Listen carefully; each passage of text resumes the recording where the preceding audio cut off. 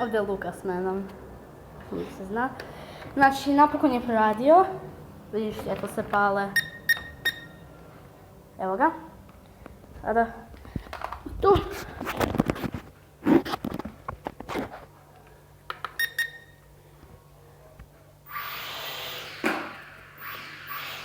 Probaj ti, Luka. Ja ću te snimat. Samo malo. Ja. Jesi dao ključ? Pa ne znam. Jesam.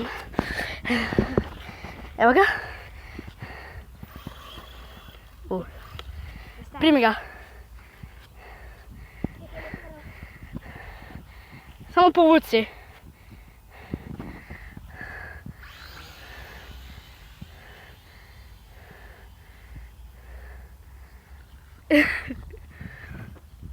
Čito map. Od moje mame. A sad snimam Roku, on mi je rekao da snimim video.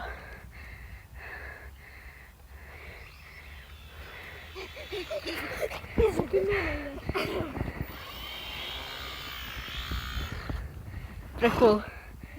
Pre-cool. Ajde, vozi ga. Ajde, nek ideš skroz gore. A je, da on ti može letiti iznad hauba. On može i više. Ajde, odi, ajde nek ide gore. Oho. Ajde. Neću. Zašto? Skoro si je pored. Ajde, 3, 4, sad.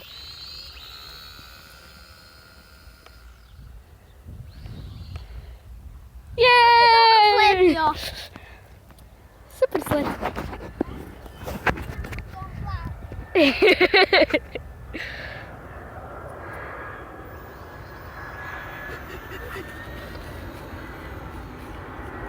O, Zakaj si ga pustio? teško je upravljati, ćeš ti probat. Ajde. Al čekaj, nemoj stati, Luka ima, nemoj stati. Ajde. Ali kontrole su obrnute. Sad možeš. Trebaš polagati. Rekao